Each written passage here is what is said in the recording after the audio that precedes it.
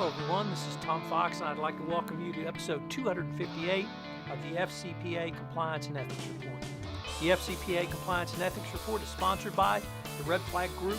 The Red Flag Group is a business advisory, information services, and technology firm that helps clients manage across 4 key risk areas. These risk areas include sales and sales channels, including distributors, resellers, and partners, suppliers, customers, and human capital, which includes, of course, employees and contractors. For more information on the Red Flag Group, please check them out at www.redflaggroup.com.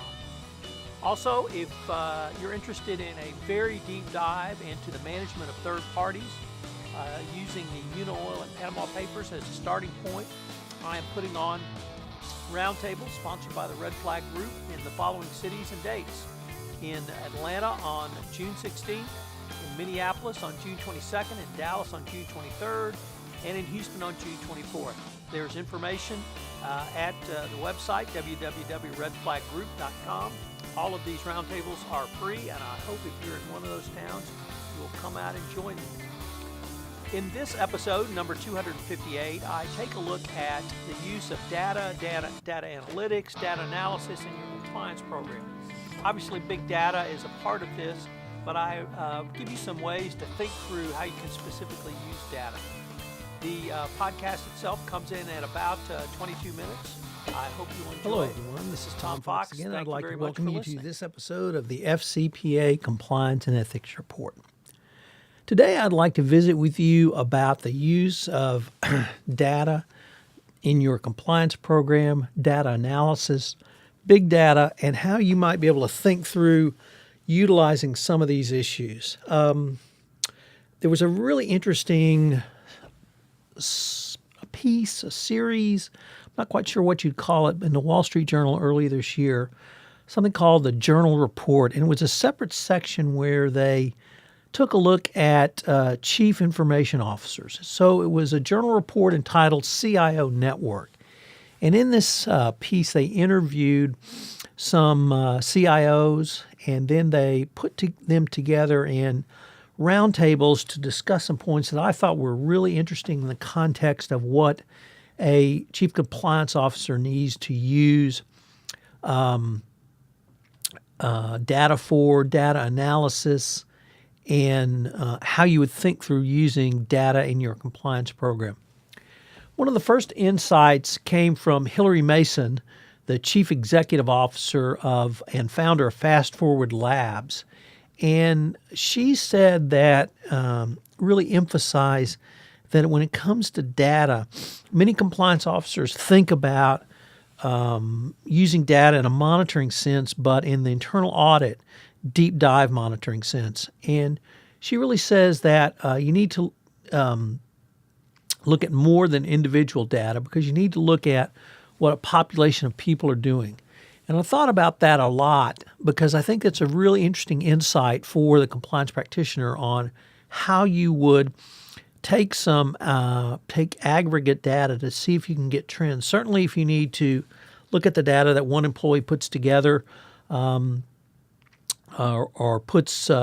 has regarding one transaction, that could be a little bit more of an individual look, but really try to use the data to look at trends. She also noted that more transparency, the more transparency there is, the less liability you're going to have going forward. So what she really meant by this is, how many times have you heard, if we look, we might find something as a compliance officer? We don't want you to audit our third parties. We don't want you looking at that. And so the more transparency you have, really the less liability you would have going forward. And finally, she said that the democratization of data has allowed organizations to become more data-oriented in decision-making. And I found this to be a very key insight, because the more information you can put in front of people, typically the better their decision is going to be. And the more data you can put in front of them, the more it gives you the ability to come to at least a quantitative approach to how to do business. And in the compliance world, think about that in terms of risk. if you can present information to the business unit folks that here are the risks and here is the risk management techniques that we have to engage in to manage that risk, and we have those risk management techniques available, well, that's the same reason you have brakes on your car. You have brakes so you can drive fast. So if you have quantified your risk through a data analysis and you put risk management protections around that, then you can move forward. So if you're going to move into a new geographic area, if you're going to move into a new product area, if you're going to move into a new service area, if you're going to compete up against someone that's run into problems, all of that information can be used and for the compliance officer to develop a solution. So give the information to your employees, give the data to your employees, allow them to be a part of that decision making. Do not hoard your data. Utilize the risk factors that you may have come up with, because it will improve the quality of your decision, but it will also allow you to bring a more robust compliance analysis into the fabric of your organization, your business processes, and your decision-making calculus moving forward. So one of the other things this journal report did was took various CIOs and put them in task force. It almost sounded as if they were around a table debating certain issues. And some of those things, some of the ideas and techniques they came up with, I thought were really interesting from the compliance practitioner's perspective. The first was you should work to create a culture of data in your compliance program. And for a lawyer or someone who comes to the compliance profession who is not from finance, internal audit, accounting, or a numbers guy or girl or lady, I should say, this was a very, very key insight. How can you create a culture of using data? Think about in the sports world where you have data analytics in baseball now, and football and basketball. What was the reaction to that initially? How about Moneyball with Billy Beane out in Oakland? And how much resistance did the manager give him, if you recall the movie? Art Howe, former Houston Astros, so someone near and dear to my heart, hit a home run that knocked the Dodgers out of a playoff one time. So, but you've got to create a culture of data. This comes from understanding that data is a product. It's one you can consume internally for your compliance function. Your data is your corporate asset, so why shouldn't you use it? Scott Lane often says it's your data, so why not use it? The key point to recognize is that it's a product that you and the compliance function can consume going forward. This data is not scary if you deliver compliance analytics in a manner that's timely within your company's decision making. So think of data as information. Think of data as a product that you're analyzing, that you're giving your business unit employees a way to make better decisions. You're giving them tools. You are moving the business ball forward in compliance by using data analytics to determine risk and determine how to manage that risk going forward. Obviously, you need to get your digital information right. And here I was really struck by a couple of articles that appeared earlier this year about allegations of bribery and corruption in professional tennis. And BuzzFeed UK and the BBC looked at a number of tennis matches where they did a transactional analysis to come up with players involved in matches which they believe showed allegations or indicia of being fixed at the behest of gamblers. So they took a look at people that lost matches, late money coming in, big money coming in, things that might appear to have a gambler's attempt to influence. But that's all they looked at. So they didn't look at other factors like, was the player injured? Was the player, had they had a long or hard or lengthy match immediately before? Had they flown in from another continent the day before? A wide variety of factors that can affect even at the professional level, to play in a tennis match. So the key lesson I took from that is that raw data was only the starting point of the investigation. You need to review other data to make an action plan. So how do you look at that information? What information would have been involved with those tennis players? Had they traveled, or were they injured? Had they stayed out too late? Did they have reputations for partying? Any of those factors. So you've got to get your data right, and you've got to get your information right. And not having all the facts in front of you to create a risk management solution really cannot or can be a hindrance. Next is the integration of your compliance data into your overall business strategy. One area that compliance is often criticized is it doesn't support a business goal. Once again, Dr. No from the land of no. By determining a way to use compliance analysis going forward, compliance becomes an input into the business strategy because of this databases. So an example could be your sales models. Do you use, how does your company sell? What's the basis of its sales? Does it use employees? Does it use commissioned sales representatives such as agents? Does it use other entities such as third parties to sell? All of these present different types of compliance risk and different types of compliance solutions. By building relationships with all levels throughout the company, you have the opportunity to move really to the trusted business partner realm. But you have to look at what's the model in your company, what's the data from each one of those. Innovation. Innovation is not something new in compliance.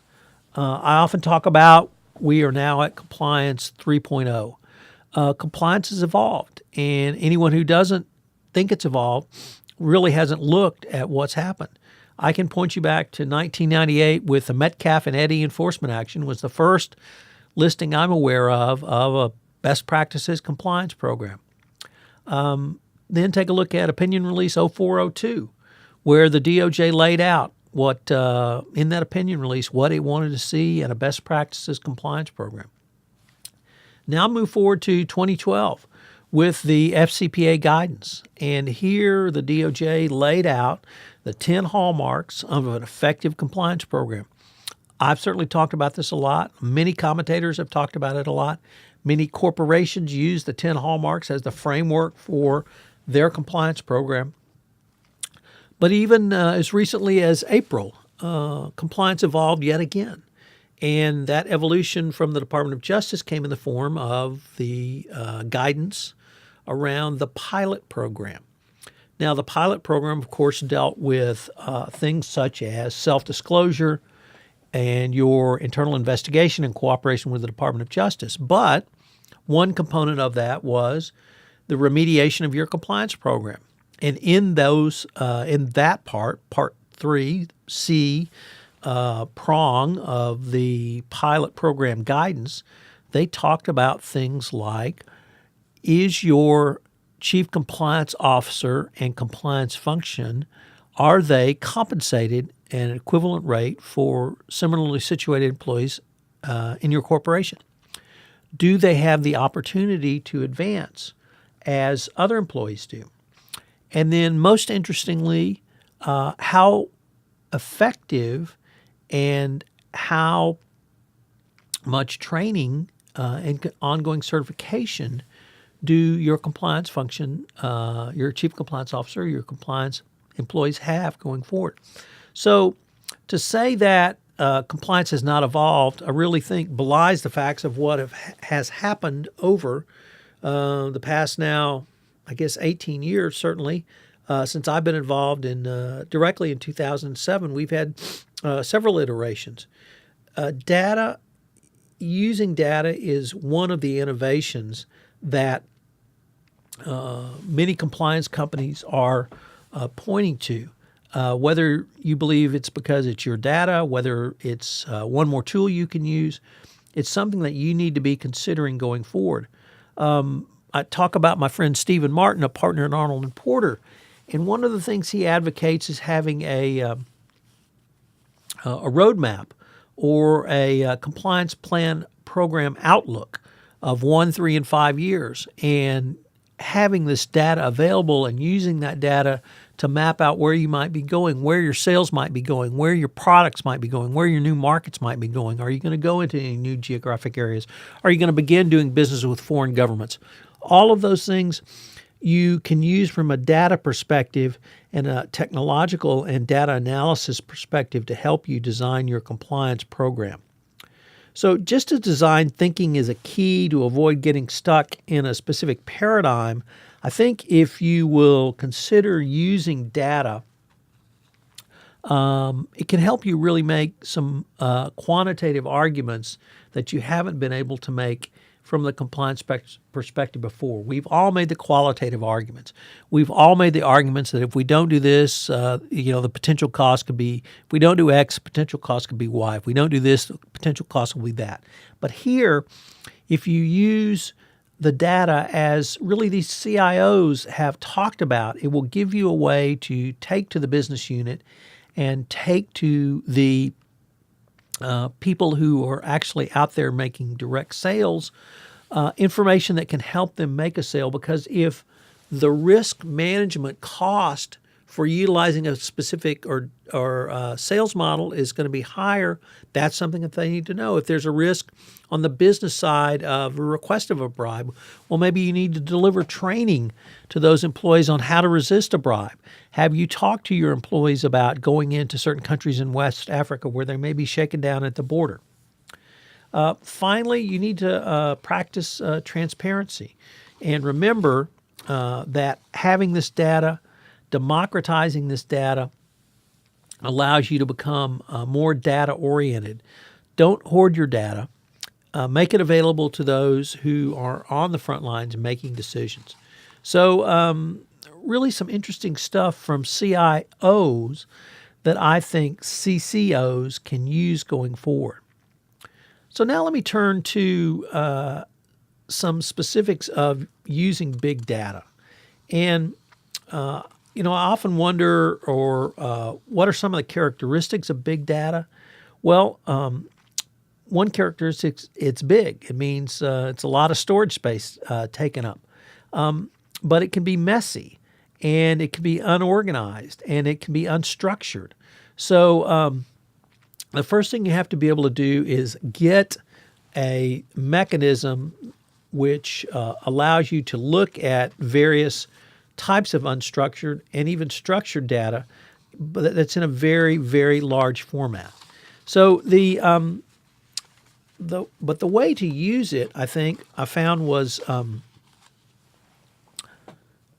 think of a feedback loop. And I've recently run across in a book called Planning for Big Data, a CIO's Handbook to Changing the Data Landscape. There is a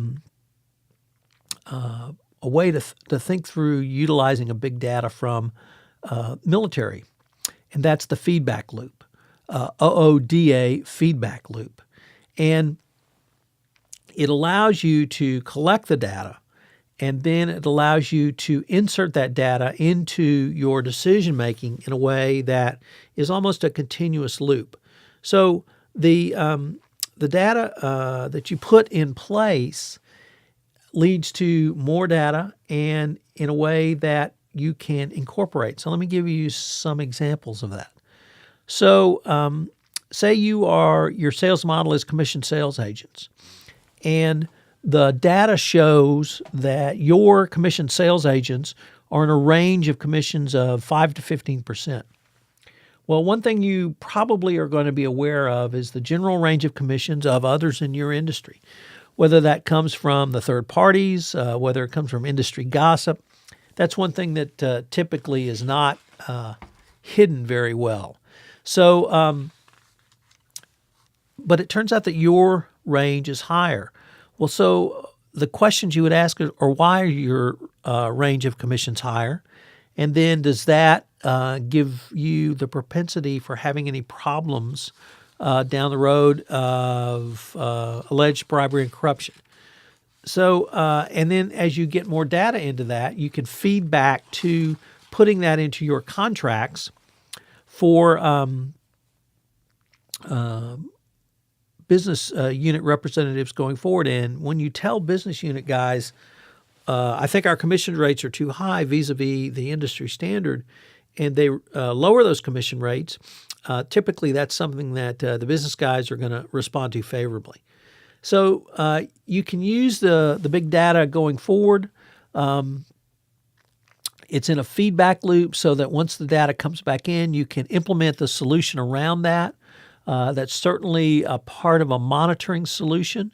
And it's a way for you to think about using some techniques that perhaps you had in a different way. And if I can really end with one thing, which is, when was the last time you went down and had a cup of coffee with your CIO? This might be a really good time for you to do so, because your chief information officer may be able to give you ways to think about information that you hadn't thought about before, and may give you some insights into data analysis that you hadn't thought about before. So I often tell chief compliance officers, get out of the office, go down and have a cup of coffee with someone. And I think today I would... Hello, everyone. This is Tom Fox. I'd like to thank you for listening to this episode of the FCPA Compliance and Ethics Report. I have a couple of requests for you. First of all, if you could rate this podcast in iTunes, I would greatly appreciate it. Also, if you are going to be in Atlanta, Minneapolis, Dallas, or Houston, I hope you'll come out and join me for my inaugural Red Flag Compliance Roundtable. We're going to take a deep dive into the management of third parties and hopefully help you get through some of the issues raised by the kerfuffle around Unaoil and the information released in the Panama Papers. This is Tom Fox. Thank you very much for listening.